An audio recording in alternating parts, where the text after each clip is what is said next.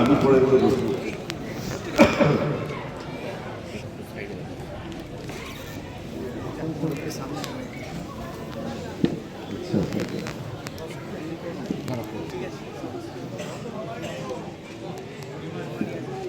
নামাজ 8:40 হবে। তো কয়েক মিনিট আগে নিশ্চয়ই সভা একটা ইন্টারমিশন হওয়া উচিত। ওযুর জন্য একটু সময় দেওয়া, ইস্তেঞ্জার জন্য একটু সময় দেওয়া, অন্তত 10টা মিনিট সেটা হবে। আপনারা নিশ্চিন্ত করুন। 8:30 বা 8:30টার পরেই একটু সময় দেওয়া হবে, যাতে আপনারা ওযু এবং টয়লেট থেকে ফারেগ হতে পারেন। তারপরে ইনশাআল্লাহ 8:40-এ নামাজ শুরু হবে।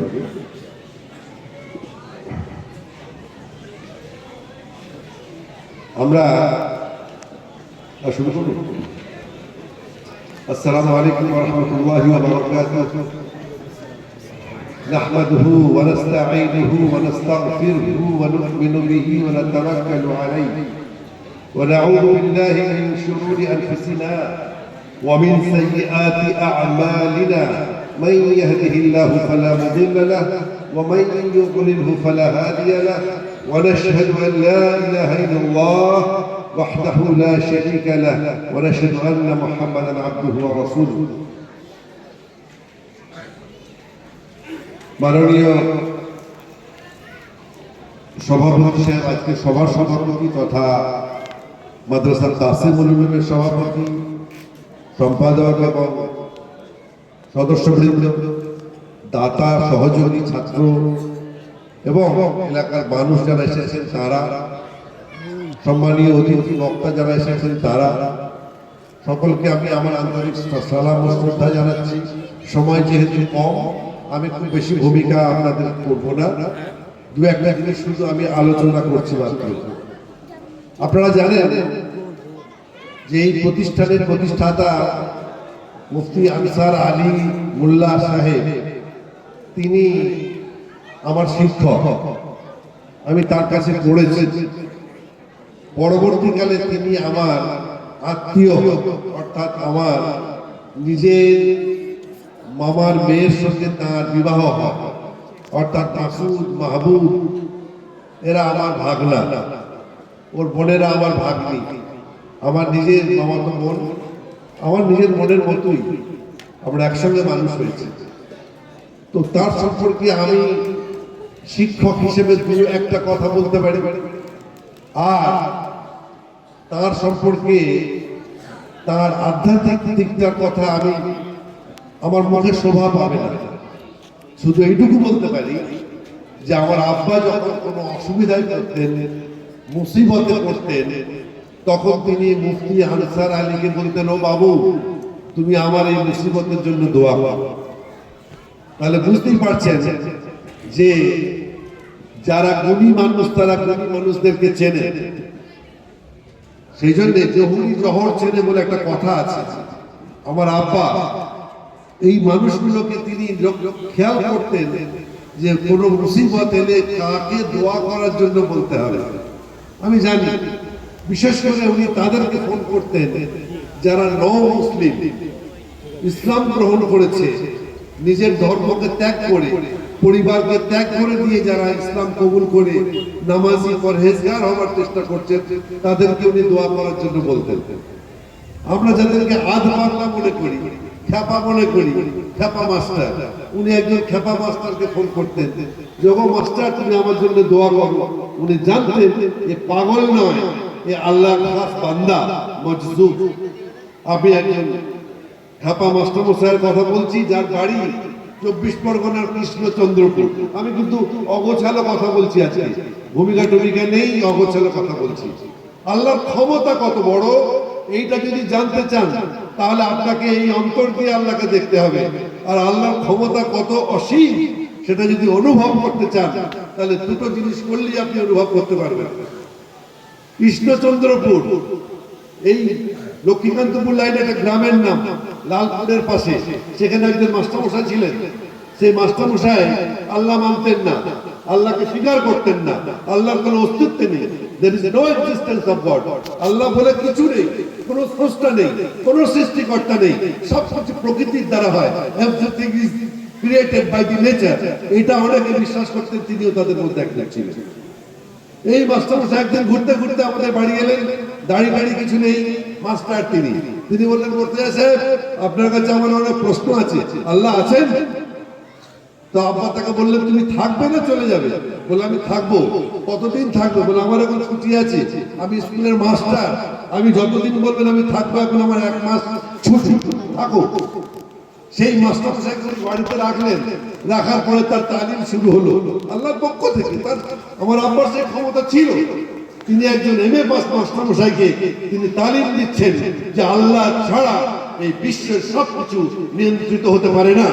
যদি রাঁধুনি না হলে রান্না না হয়, যদি সুরকার না হলে গানের সৃষ্টি না হয়, যদি রাজমিস্ত্রি না হলে বিল্ডিং তৈরি হতে না পারে, ইঞ্জিনিয়ার না হলে মাইক তৈরি হতে না পারে, যদি ডেকোরেটরের এই মানুষটি না হলে ডিজাইনটা হতে না পারে, তাহলে সারা বিশ্বের চন্দ্র গ্রহ নক্ষত্র তারা সমস্ত কিছু চলতে পারে না। একজন তার পরিচালক আছেন, একজন তার নিয়ন্ত্রণ আছেন, একজন তার কন্ট্রোলার আছেন।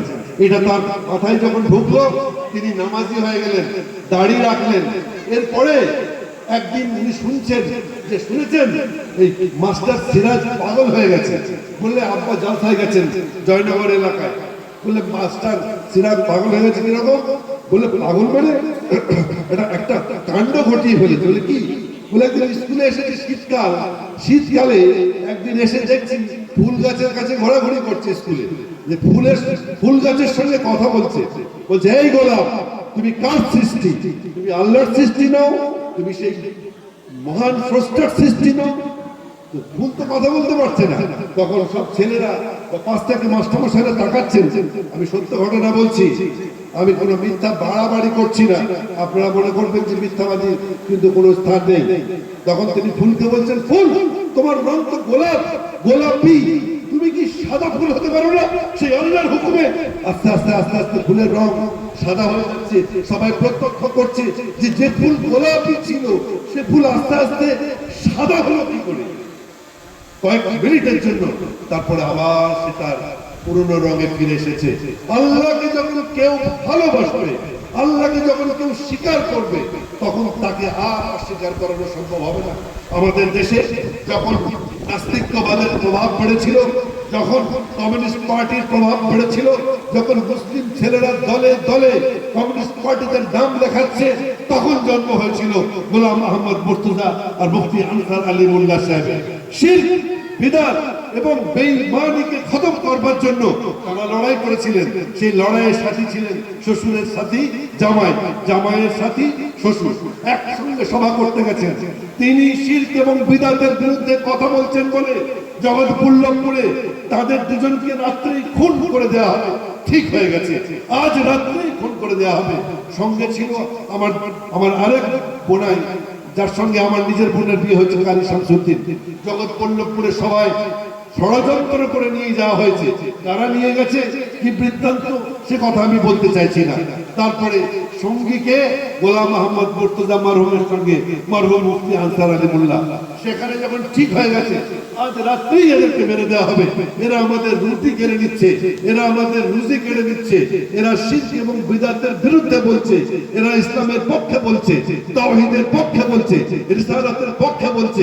তখন একজন ভদ্রলোক দাঁড়িয়ে বলেছেন, তোমাদের কার ক্ষমতা আছে এই দুজনের গায়ে যদি তোমরা হাত দিয়েছো, আমি যদি তোমাদের দেশকে নাবুদ না করতে পারি, তোমাদের এগেইনস্টে আমি মামলা করতে না পারি, আপনি কে? বলে আমি অমুক থানার একজন পুলিশ, আমি আজকে তোমাদের মজা দেখছি। এই গভীর রাত্রিতে, রাত্রি 2:30-3টার সময় তোমরা দুজন নিরস্ত্র মানুষকে খুন করবার পরিকল্পনা করছো। আল্লাহর মদদ এইভাবেই আসে, যেমন এসেছিল নবী রাসূল নবী করিম সাল্লাল্লাহু আলাইহি ওয়াসাল্লামের উপরে যখন তার সঙ্গী ছিলেন আবু বকর রাদিয়াল্লাহু আনহু। ঠিক সেই রকম আমার আব্বার সঙ্গী হিসেবে ছিলেন আবু বকর রাদিয়াল্লাহু আনহুর মতোই মুফতি আনসার আলী মোল্লা।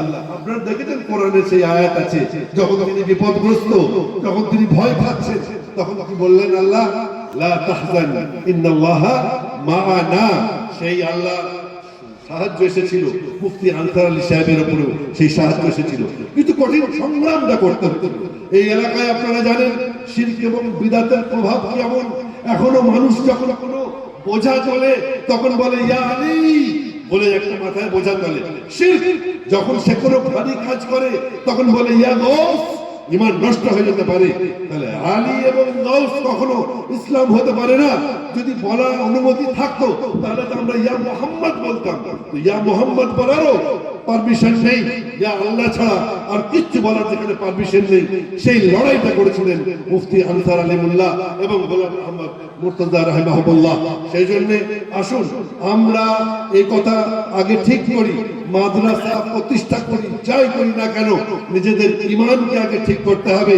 যদি তাওহীদ, আল্লাহর একত্ববাদ, রিসালাতকে যদি আমরা বুঝতে না পারি, নবী মুহাম্মদ রাসূলুল্লাহ সাল্লাল্লাহু আলাইহি সাল্লামকে যদি বুঝতে না পারি, যদি খাজা বাবা, বড় পীর সাহেব আর গৌসুল আজমকে যদি আমরা মনে করি যে তারাই আমাদের রক্ষাকর্তা, ভুল হয়ে যাবে, ভুল হয়ে যাবে, ভুল হয়ে যাবে।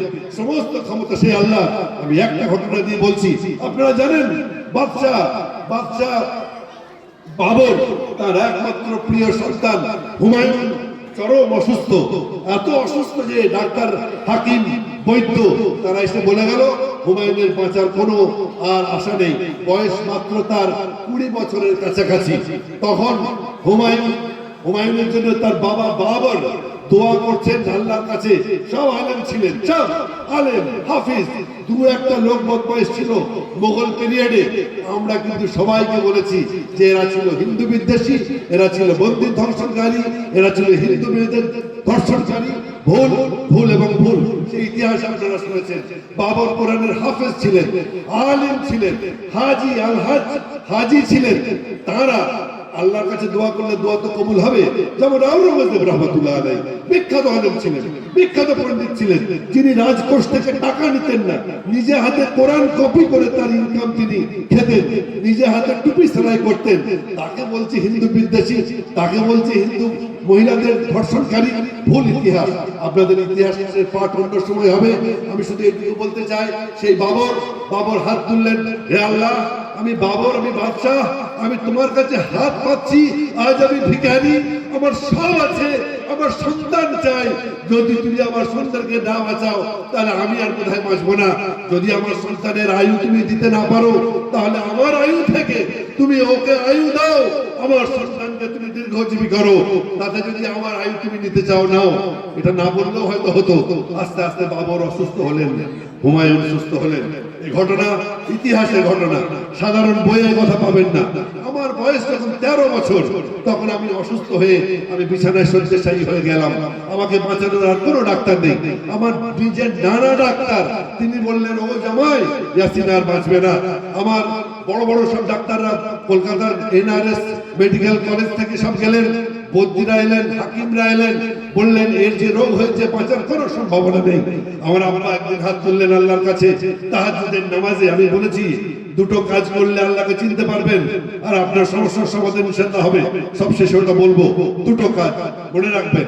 তারপর উনি হাত তুলে বললেন, হে আল্লাহ, এ খোদা, এ পরওয়ারদিগার, আমি তো বাবর নই, আমি তো ফকিরের একটা ফকির, আমি বাদশা নই। আমার বড় ছেলে আজকে অসুস্থ, আপনি পারেন না, আপনার খাজানায় কি আয়ু কিছু কম আছে? আমার আয়ু কেটে নয়, আমার ছেলেকে আয়ু দিতে হবে, সুস্থ করতে হবে।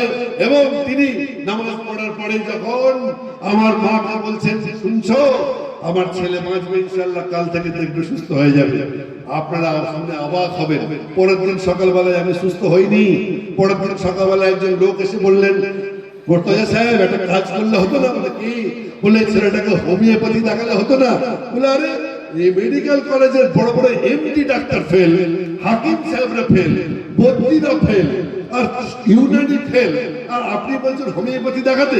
বললেন আপনি দেখান না, ভালো হোক আর না হোক। বলে আমি হোমিওপ্যাথি বিশ্বাস করি না। বলছে আমি আপনাকে হাত জোর করছি, আপনি একবার নিয়ে চলুন। বলে কোথায়?